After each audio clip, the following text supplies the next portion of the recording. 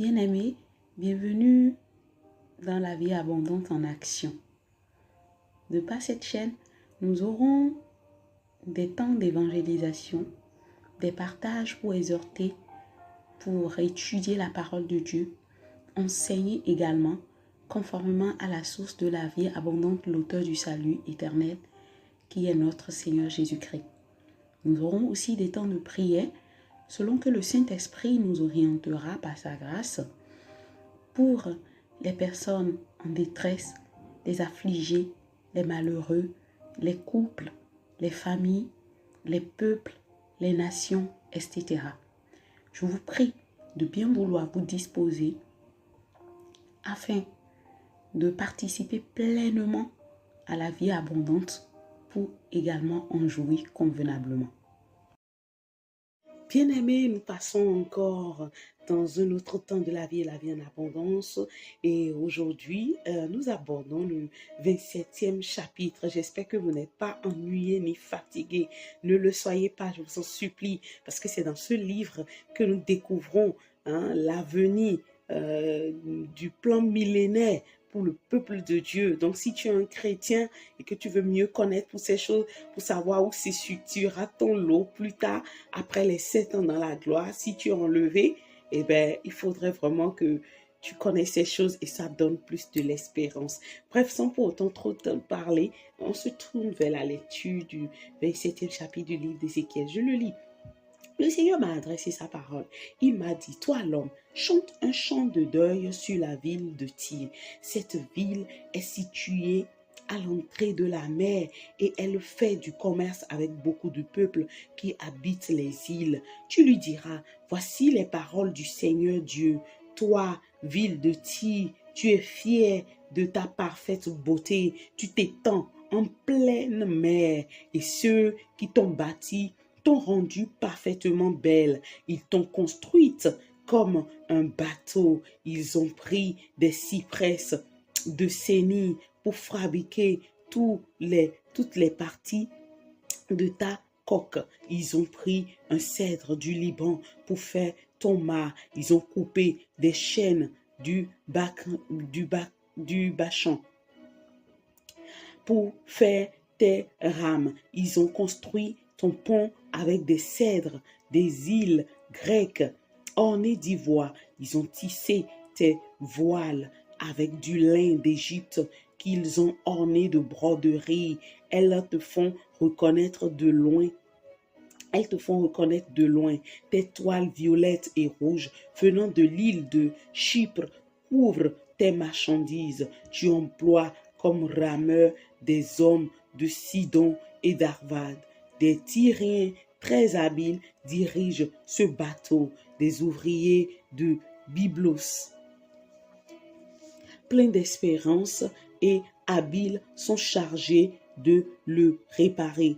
Tous les peuples des mers s'arrêtent chez toi et leurs marins achètent tes marchandises. Des soldats de Perse, de Loud et de Pout servent dans ton armée. Ils rangent chez toi le bouclier et leur casque. Ils te rendent célèbre. Des hommes d'Arvad surveillent tes murs avec tes soldats et des hommes de Gamad gardent tes tours. Ils pendent leurs boucliers au mur qui t'entoure et ainsi ils rendent ta beauté parfaite. Les gens de Tarsis échangent avec toi des richesses nombreuses et de toutes sortes. Ils paient tes marchandises avec de l'argent, du fer ou encore de l'étain et du plomb. Les peuples de la Grèce, de Toubal et de Méchec font du commerce avec toi. Ils te vendent des esclaves et des objets en bronze en échange de tes marchandises.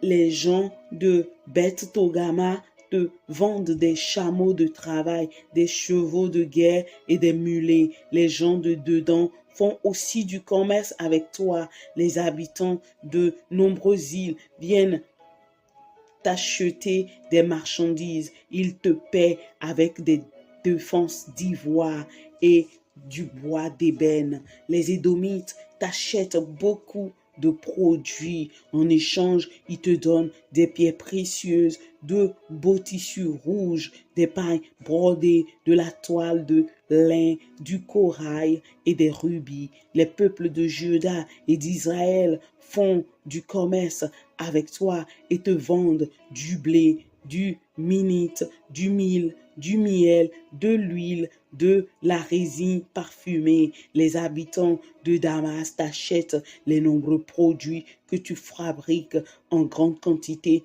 et les richesses de toutes sortes. Ils te paient avec du vin de Helbon et de la laine de Sarah.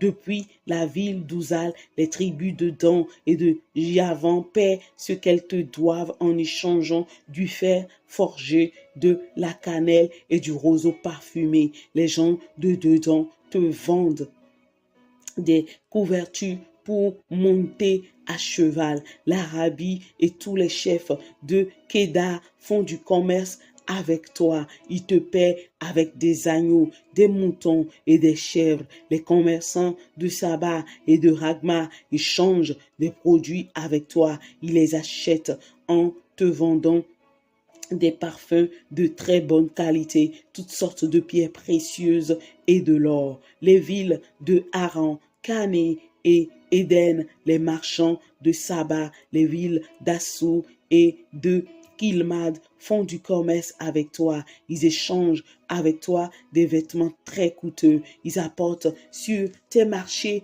de très beaux vêtements violets, des habits brodés, des tapis de toutes les couleurs, les cordes solidement tressées, de grands bateaux transportent tes marchandises.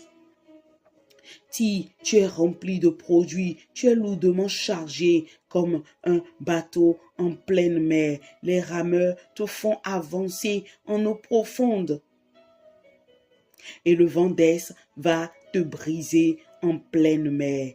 Tes richesses, tes marchandises et ton commerce, tes marins et tout le personnel, ceux qui repartent, tes bateaux, les marchands qui font ton commerce, les soldats qui te servent, la foule qui se trouve chez toi, tout va tomber dans la mer le jour où tu vas couler. Alors, en attendant tes marins crier, les habitants des côtes trembleront de peur.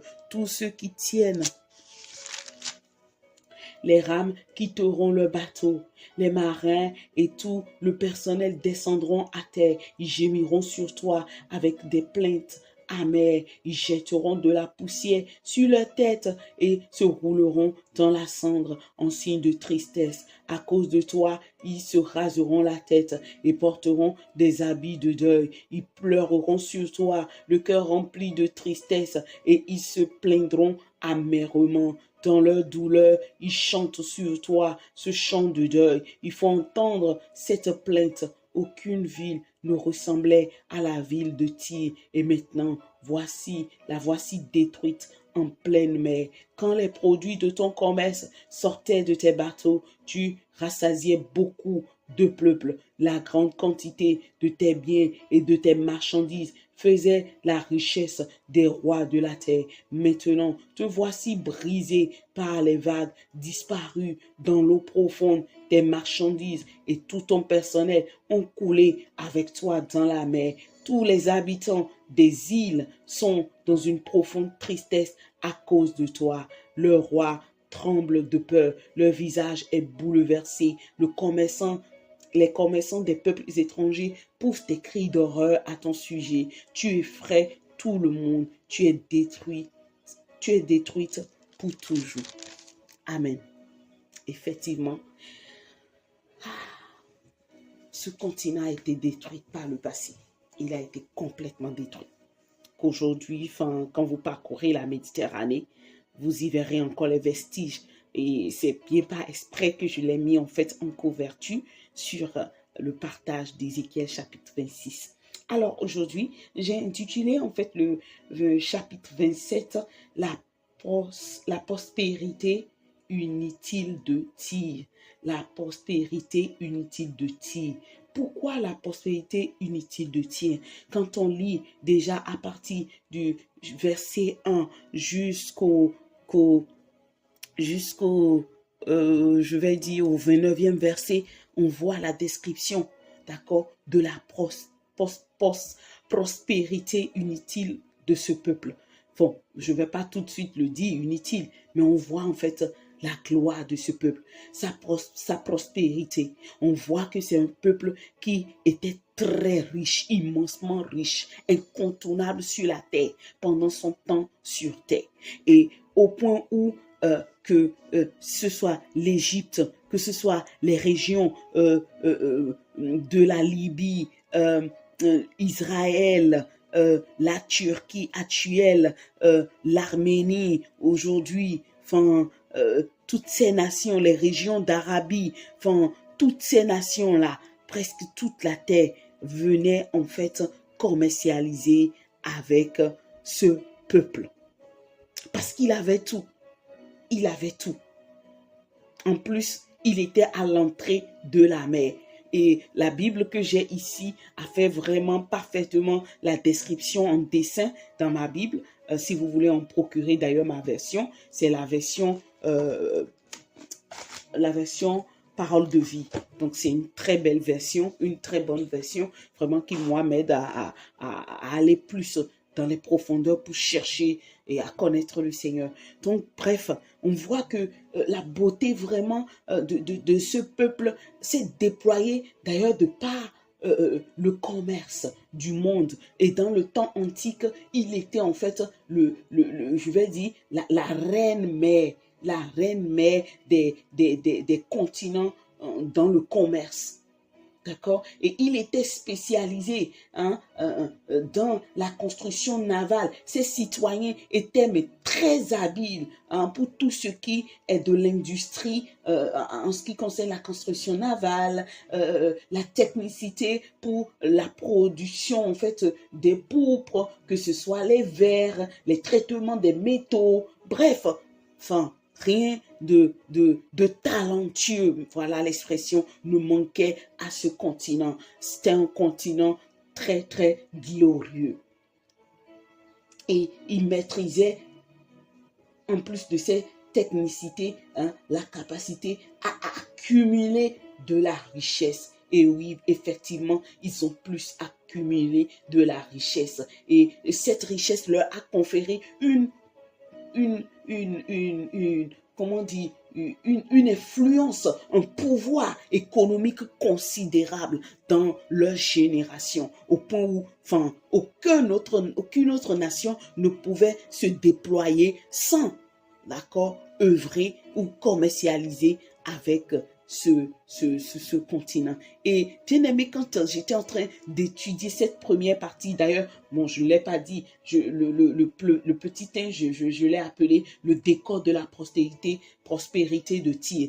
Donc, à travers ce décor, ce qui est monté dans mon esprit, c'était en fait l'époque de Adam, quand Adam est parti, l'époque des Noé, des Métouchela et tout. Et la Bible disait que eux tous là, ils avaient prospéré.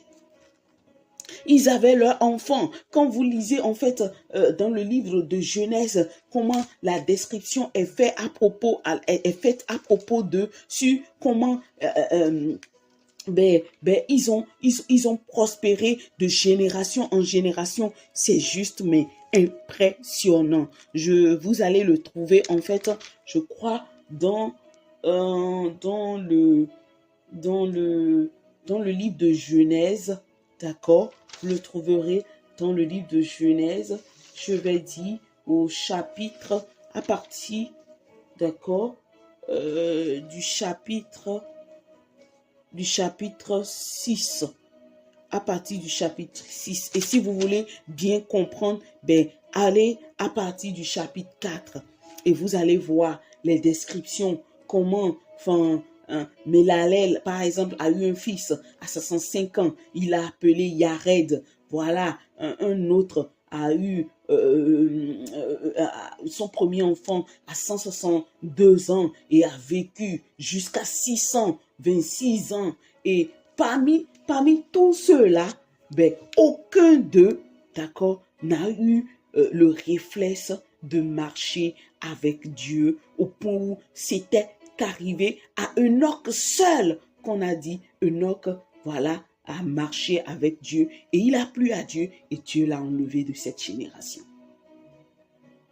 Donc, on comprend quoi? On comprend que, oui, le Seigneur, en fait, ne s'est même pas uniquement tourné dans sa colère contre ce peuple, parce que ce peuple s'est aussi moqué ou méprisé, le peuple s'est moqué de Israël ou l'a méprisé. Non, c'est tout simplement parce que, enfin, ils sont restés en fait dans leur prospérité de façon inutile pour Dieu.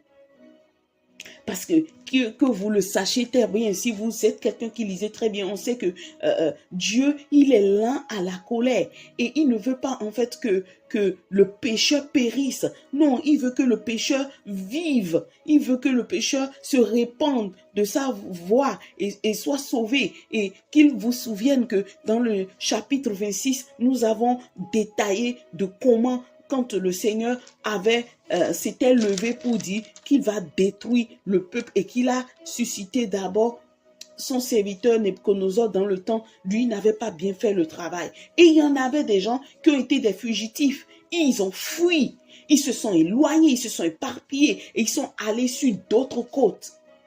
Pour autant, dans la suite, on voit comment ils ont été poursuivis et détruits. Donc, le décor de cette prospérité ici aussi est sous forme aussi d'une manière que Dieu a utilisée, d'accord, pour décrire en fait comment il va tout détruire dans ce pays, dans ce continent. Et bien aimé, ici, je prie vraiment que, alors que l'Afrique est en train de se lever, la Bible dit que les premiers seront les derniers et les derniers seront les premiers. Je prie que vraiment, alors qu'il est le dernier continent à se lever, que le Seigneur suscite des autorités, des présidents de république qui vont amener le cœur de multitude à Christ Jésus. C'est vrai que le temps court, le temps est en train de courir. Ce que nous vivons ici en Occident, tout porte à croire que même avant la fin de cette année, les portes seront fermées, nous ne serions plus libres. Voilà, on va nous imposer encore d'autres règles pour restreindre notre liberté. Mais pour autant, je prie pour la belle Afrique, afin que le Seigneur vraiment puisse trouver sa part dans ce continent, dans le nom de Jésus. Si vous êtes africain et que vous êtes en train de m'écouter, voilà, ayons pour référence Tyr. Dieu a tout donné à Tyr, mais Tyr a possédé cette prospérité, cette gloire de façon inutile. Il s'en est fait pour s'enrichir, pour enrichir son peuple, sans pour autant connaître Dieu, sans pour autant se tourner vers Dieu. Parce que celui qui connaît Dieu, en fait, quand son prochain, quoi que ce soit, qu'il soit son ennemi ou quoi, tombe dans un malheur, il ne s'en moque pas. Il ne s'en méprise pas. Non, il ne s'en dédaine pas. Mais il incline ses genoux et prie. Et fort de ce comportement que Dieu n'a pas trouvé en fait chez ce peuple, et le fait qu'il ne s'est pas aussi tourné vers Dieu, il a fini par disparaître. Je prie vraiment que cela ne soit point la portion de l'Afrique au nom puissant de Jésus, et que Dieu donne aux leaders africains de s'attacher à Dieu et de prendre la prééminence, d'accord, dans la connexion avec Dieu. Cette prééminence que peut-être aujourd'hui les États-Unis sont en train de laisser tomber au point où c'est au milieu de, par exemple, hier par exemple, moi j'ai découvert quelqu'un sur Internet qui est en train de se prôner comme celui qu'on peut prendre en tant que l'antéchrist, en tant que le Messie, le Messie. Heureusement que la Bible nous déclare que nous devons lever notre tête. Si on nous dit qu'il est ici, il est là, il ne faut pas que nous allions. Alléluia. Donc, fort de ces vérités, qu'est-ce que nous retenons de cette première partie intitulée « Le décor de la prospérité de Tyr » on comprend que toute prospérité, elle est bonne. Aussi glorieuse soit-elle, elle sera éternelle si elle est utile pour Dieu. Elle sera éternelle et utile si elle l'est pour Dieu. Et ça nous amène à nous repositionner. Qu'importe ce que le Seigneur nous donne, nous devons savoir que la gloire doit être rendue à Dieu. Ce n'est pas pour faire du mal à notre prochain, ce n'est pas pour écraser l'autre, ce n'est pas pour chercher à contrôler notre semblable. Non, c'est pour rendre gloire à Dieu. Et que quand toutes les fois ce n'est pas pour lui rendre gloire, cela devient inutile. Et dans cette inutilité, il se lève pour sa destruction, quand bien même cela ne serait pas vraiment une joie dans son cœur. Et je prie que tout ce que Dieu nous a donné, que ce soit nos diplômes, nos mariages, nos enfants, nos églises, les communautés, tout ce qui nous a été confié, que le tout qui font état en fait de prospérité pour nous, que le tout soit utile pour Dieu dans le nom de Jésus.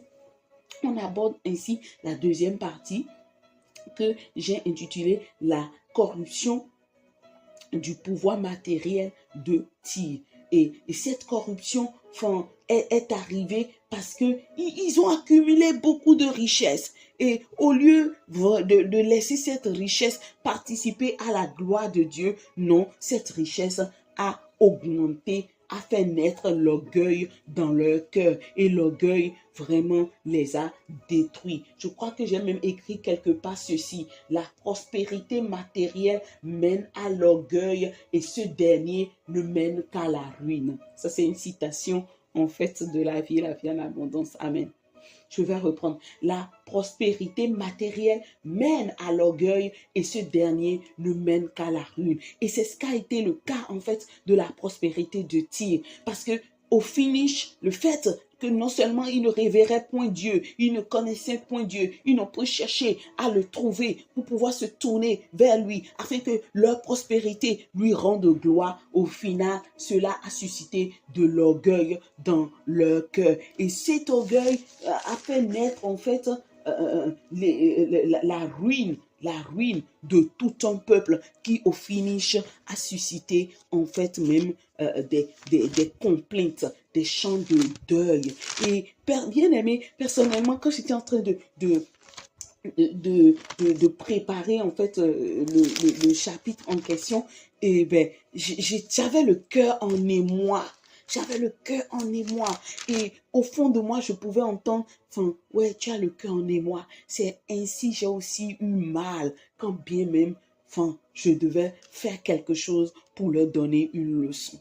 Et j'ai vu en fait que Dieu vraiment est le Dieu qui aime l'homme. Dieu est le Dieu qui aime les peuples. C'est lui qui nous a donné la terre. Il nous l'a donné pour jouir. Bien vrai, si vous êtes quelqu'un de réfléchi, quand vous voyez son plan que nous n'avons pas encore vu, mais qui va se concrétiser, que après les 7 ans dans la gloire avec lui, nous reviendrons sur terre, régner pour 1000 ans. 1000 ans où le diable sera lié. 1000 ans où nous pouvons construire et y vivre dedans, enfanter. La Bible dit que celui qui mourrait à 100 ans là, c'est quelqu'un qui a écopé d'une malédiction dans son vie du passé.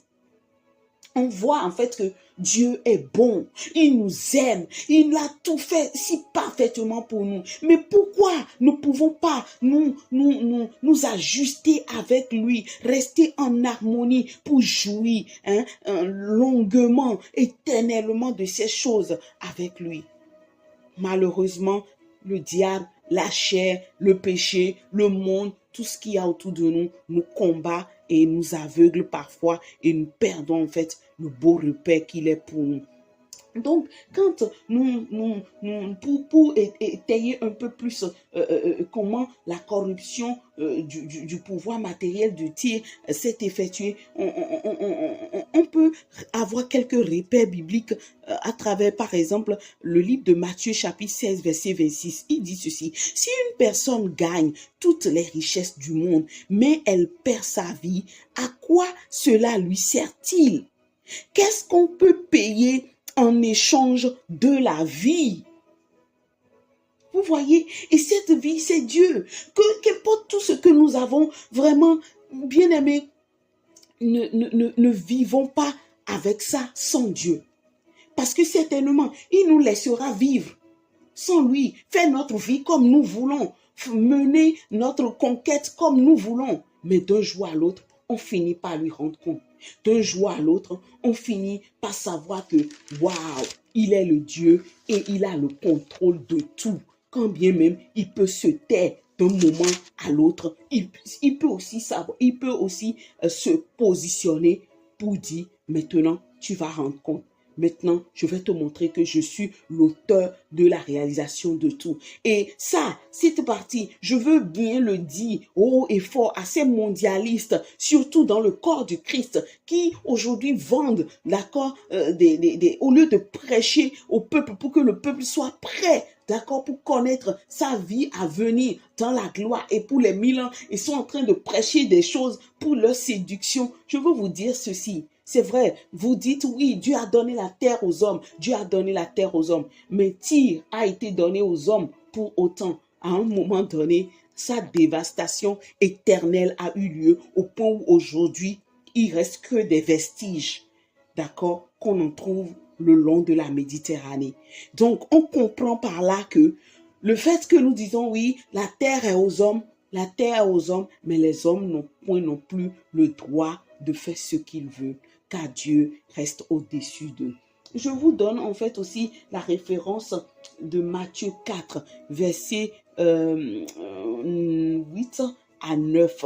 Il dit ceci: l'esprit du mal mène encore Jésus sur une très haute montagne. Il lui montre tous les royaumes du monde avec leurs richesses. Et il lui dit, mets-toi à genoux devant moi pour m'adorer et je vais te donner tout cela. Le verset 10 dit ceci. Jésus lui dit, va-t'en Satan. En effet, dans les livres saints, on lit, c'est le Seigneur ton Dieu que tu dois adorer et c'est lui seul que tu dois servir.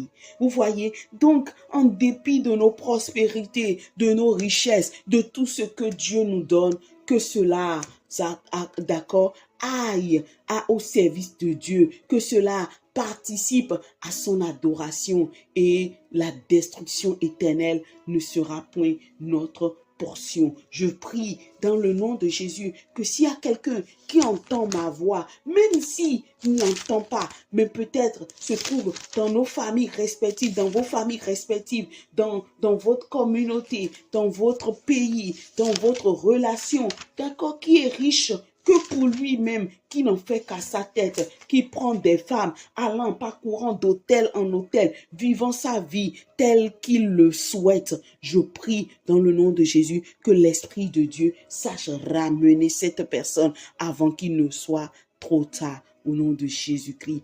Amen. Et si vous lisez aussi dans le livre de Luc, le chapitre 12, à partir du verset 13 jusqu'au verset 21, vous allez voir l'échange entre cet homme qui a cherché à s'enrichir pour lui-même, ce que Dieu lui a dit, comment le Seigneur lui a dit, ce soir même, ton âme te sera demandée, redemandée, et toutes les richesses là que tu as accumulées, elles seront pour qui?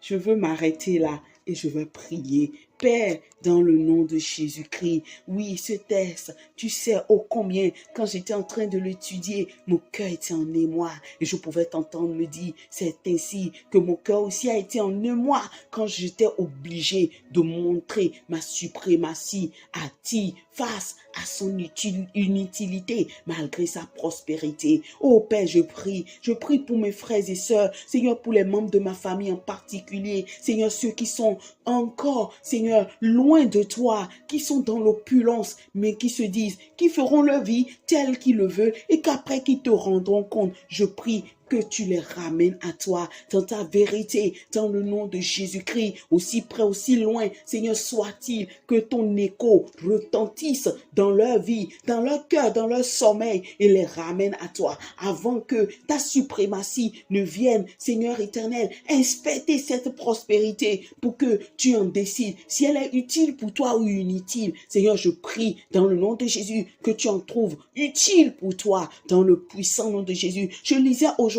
que tu as dit, ce n'est pas moi qui vous ai choisi, c'est moi qui vous ai choisi afin que vous alliez et que vous portez de fruits et que ce fruit soit durable. Oh Père, je prie, quelqu'un, un frère, une sœur dans une église quelconque sur cette terre, serait-il, Seigneur, dans une vie d'inutilité, Seigneur, parce qu'il a fait un choix quelconque alors que toi tu l'as choisi. Je prie dans le nom de Jésus que tu saches ramener cette personne à toi avant que la trompette ne retentisse, peut-être pour la mort, mais aussi ou peut-être pour l'enlèvement mouvement dans le nom de Jésus-Christ et que cette personne se repositionne en toi pour pouvoir porter, Seigneur, des fruits utiles, Seigneur, durables à la gloire de ton nom. Dans le nom puissant de Jésus, je veux prier, Seigneur, pour mes frères pasteurs, mes frères bishops, tout ce que tu as établi à la tête d'une église, Seigneur, qui n'en font qu'à leur tête, qu'au lieu de préparer ton épouse, Seigneur, leur vendent le rêve à travers toutes sortes de prédications, Seigneur, mielleuses. Oh, Kateraba Cheteli, et Sanda Patali, les fidèles, ils en écoutent dans leur ignorance, au lieu de te chercher, eux aussi se laissent berner. Je prie dans le nom de Jésus que là aussi, que tu fasses, Seigneur éternel, un arrêt, parce que je suis sûr qu'il y a beaucoup de naïfs chrétiens, des naïfs spirituels, afin que tu sortes ceux-là de cette naïveté pour les réveiller, pour se préparer. Qu'importe nos prospérités, Père, je prie que cela continue, Seigneur, de te glorifier, de te servir à toi et à toi seul, pour la seule gloire de ton nom. Seigneur, je prie pour l'Afrique, Seigneur, ce dernier continent à se lever, que sa prospérité te soit aussi utile. Seigneur, dans toutes les cacophonies de choses que nous avons aujourd'hui, Seigneur, dans les pays qui composent l'Afrique, je prie que tu suscites des leaders qui ont ta crainte dans le nom de Jésus, qui te révèrent, Seigneur, qui vont amener des multitudes à ta vérité, Seigneur, à ton discernement, à ta sainteté, pour que cette prospérité de l'Afrique puisse participer à ta gloire et rien qu'à ta gloire, dans le nom de Jésus. Merci Père, au nom de Jésus-Christ. Nous avons prié. Amen. Bien-aimé, peut-être que tu vas entendre ma voix et que tu ne connais pas encore le Seigneur, ou que tu as entendu parler de lui, ou que tu es un musulman. Sache que sans Jésus-Christ, nul n'ira auprès du Père. Dieu a dit, le Seigneur Jésus a dit, je suis le chemin, la vérité et la vie. Nul n'ira auprès de Dieu que par moi. Il ne faut pas que tu te fies à toutes les hérésies actuellement dans les nations où il y en a qui se lèvent pour proclamer en tant que le Messie, en tant que le Messie. Non, la Bible nous dit que même pour l'enlèvement là, le Messie il apparaîtra dans la gloire. On le verra dans le ciel. Il n'est pas dans un pays. Donc ce n'est pas le moment pour toi de te positionner sur les choses de la terre. Non, ou te confier dans l'homme sur terre. Non, ta confiance doit aller en Dieu. Et maintenant plus que jamais, Dieu t'appelle à lui. Dieu t'appelle à se repositionner pour être sauvé avant qu'il ne soit trop tard. Moi, je viens de faire ma part, je viens de parler et c'est toi, il te revient de faire le choix de Jésus-Christ ou non. Je n'irai pas plus loin que ça. Recevez mes salutations et recevez tout autant aussi les salutations de notre Seigneur Jésus. On se dit dans un autre temps de la vie et la vie en abondance. Au revoir.